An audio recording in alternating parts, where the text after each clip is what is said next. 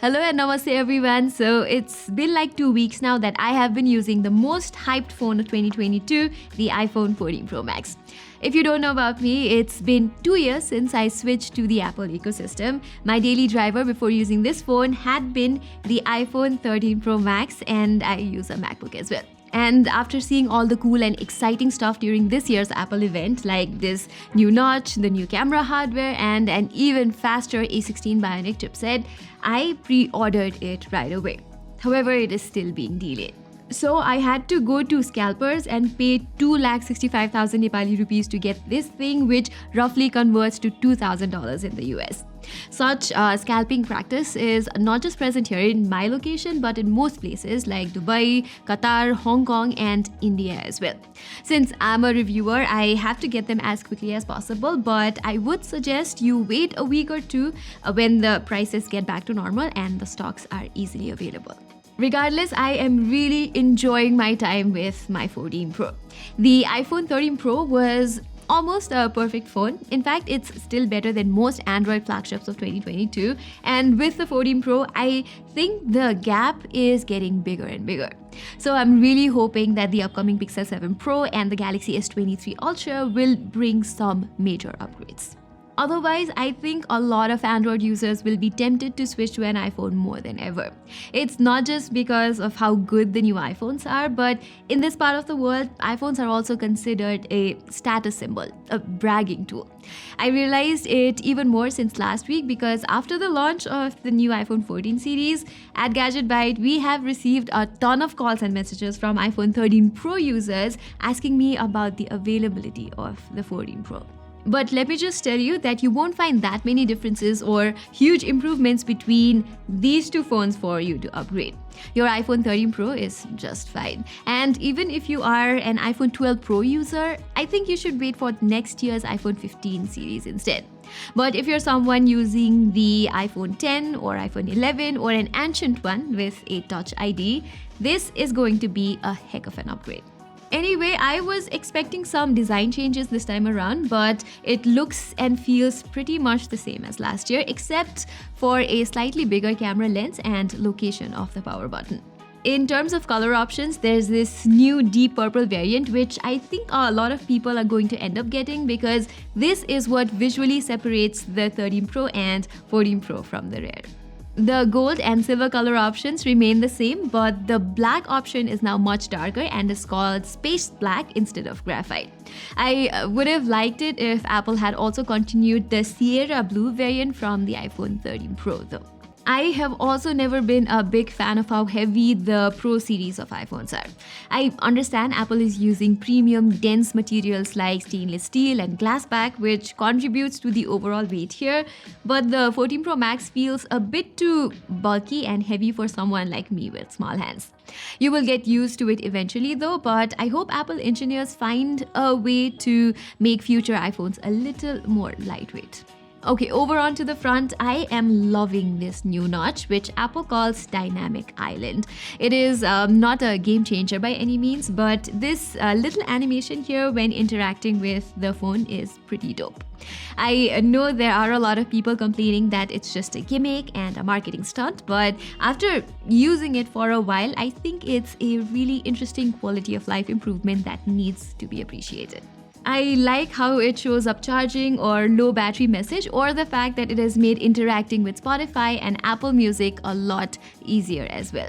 But what's interesting to understand is that Dynamic Island will only get more fun and more productive once Apple opens up the door for third-party developers to make the most out of it.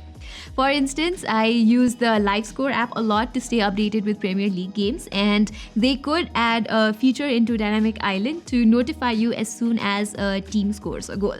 That would be pretty cool. Now, about the core quality of the display itself, I've got to be honest, I did not notice that much of an improvement from the 13 Pro. The 14 Pro can get quite bright outdoors, so you will be able to properly use it on a bright sunny day, which was a slight struggle on last year's model. But under indoor condition, there is not much of a difference.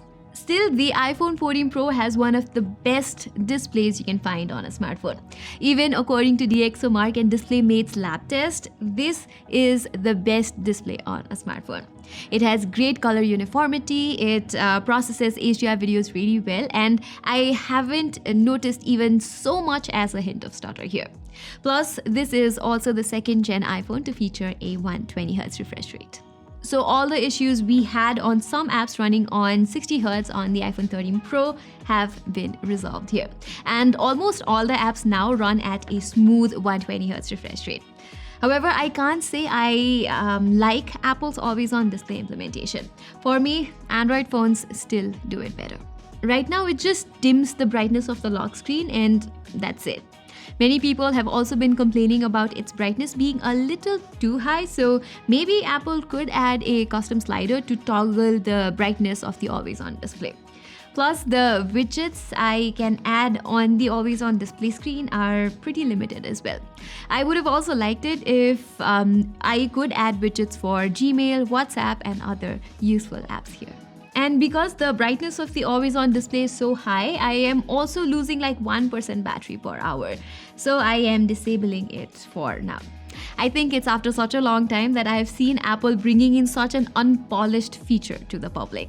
Now, about the actual battery life, with the always-on display turned off, it's as good as the iPhone 13 Pro Max. I was, however, expecting it to be slightly better because this display can now dip as low as 1 Hz versus 10 Hz on the iPhone 13 Pro series. But I am absolutely not complaining. You see, most Android flagships can hardly make it through a day under heavy usage, but the 14 Pro Max always has like 30 to 35% charge left before I go to sleep. So this is the only high-end phone that lasts me for 1.5 days or even 2 days if I don't use mobile data. Charging speed, on the other hand, remains the same. This 20-watt wired Apple charger can take the phone from 0 to 80% in an hour, and then it starts fueling up really slowly to ensure strong battery health. As a result, it takes like an hour more to reach 100%. If you ask me, I think Apple is playing it too safe. It's not just the charging speed that affects the overall battery health, but factors like gaming and taking 4K videos for hours and how you charge your phone also makes a difference. So I would love to see Apple upgrade to 30-watt or even 65-watt fast charging next time. And I don't even want to get started with the Lightning port. I honestly was expecting Apple to bring a Type-C port with this year's iPhones, but we're still stuck with a super slow USB 2.0 Lightning connection. So say you're a videography enthusiast looking to copy a 50 GB ProRes video that you just shot.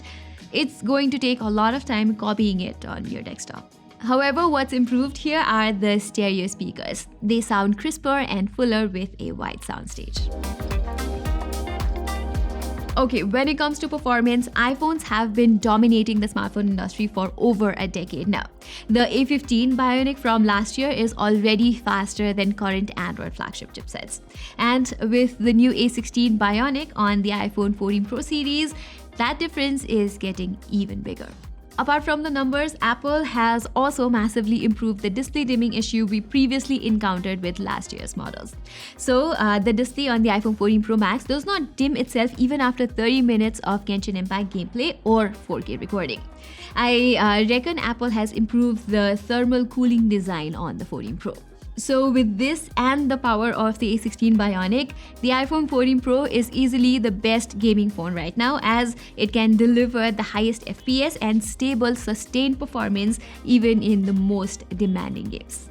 Likewise, the A16 Bionic chipset is not just about pure performance. It also has the new Snapdragon X65 modem, which is both faster and produces less heat while you're on 5G data. It even has band N53 support, which allows the new emergency SOS feature via satellite to work. At launch, this feature is only available in a handful of regions like the US and Canada though. I'm also pretty surprised to see no Wi-Fi 6E support here, as the iPhone 14 series is still limited to Wi-Fi 6. Alright, let's talk cameras now. This time, Apple has significantly upgraded the camera hardware since we finally get a 48 megapixel primary lens on an iPhone, which is not just big in terms of megapixel count, but it's a 65% larger sensor than the iPhone 13 Pros. We also get a new 12 megapixel ultra wide angle lens, although the 3x telephoto zoom lens remains the same. I would have loved if there was a 10 times periscope lens as the Galaxy S22 Ultra, but seems like Apple is not interested in zoom photography yet. Over onto the front, Apple has finally introduced OIS and autofocus in its selfie camera. So these are actually great upgrades. And pairing that with the new ISP and DSP, I am getting better results from the iPhone 14 Pro compared to its predecessor. It's not that drastic, but you will find the 14 Pro's images to have better dynamic range, less contrast, and an overall pleasing look. This is not noticeable in all instances, but most of the time the photos from the 14 Pro look better with balanced colors. And if you want more details, you can enable the 48 megapixel mode and click raw images with stunning details. Similarly, I found the portraits to have even better bokeh and skin tone on this guy as well. Once again, it's not a huge difference, but you will definitely like the photos coming from the iPhone 14 Pro more. This 48 megapixel main camera also allows for 2x lossless zoom, and you can see from these images they are much better than the previous gen. The same goes for selfies, ultra wide, macro, and even 3x zoom shots. Traditionally, iPhone's photos used to be slightly contrasty with a warm hue, but this time around I feel like they've taken some inspiration from Pixel and Galaxy devices and turned it to be more likable. Apple also promises 2x improvement in low light conditions, but I did not find it to be that significant of an upgrade. Yeah, the 14 Pro does take better shots at night, sure, but it is not twice as better as Apple would have you believe. And I still think that when it comes to extremely low light conditions, Pixel and Samsung are doing a much better job with night mode. I am also a little sad to see there's no 8K recording yet, although the 48 megapixel camera is technically capable of shooting 8K videos. That being said, iPhones still remain the king in terms of videography, and I found the stabilization to be even better here thanks to the new Sensor Shift 2.0 technology. But more importantly, Apple has finally introduced a super steady mode called the Action mode, which is something we have seen on a lot of Android phones.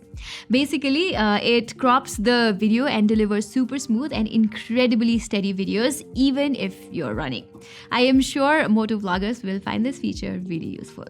So for selfie videos, just like last time, you can shoot at up to 4K 60 FPS from the 14 Pro Max 2. This time you have OIS in the selfie camera of the 14 Pro Max, but I don't see any major differences when it comes to stabilization from both the phones. The only difference I see is in terms of background exposure management, which seems to be better on the iPhone 14 Pro Max, much better actually. Apart from that, the background noise cancellation is also better on the 14 Pro Max. So there you have it, guys. That was my 2 weeks experience with the all-new iPhone 14 Pro Max. With every generation, I am seeing Apple making their iPhones better and better. Of course, it's still not perfect by any means, but it's almost there. And that's kind of bad news for Android because I feel like the gap between Android flagships and this year's iPhone 14 Pro models are bigger than ever. If you look at this graph, every year the sales of iPhones are on the rise, whereas the sales of flagship devices from Samsung and OnePlus are declining year by year. The reason why I think that's happening is because brands like Samsung are more focused on foldables these days, which is not a bad thing because I love foldables. I think that's where the smartphone industry is eventually headed, but it will take some time before we get there. In the meanwhile, Apple is absolutely nailing the smartphone industry by perfecting their iPhones every year. Thus, if you're looking for a banger of a phone and have got the money to spend, you should probably go and get this guy.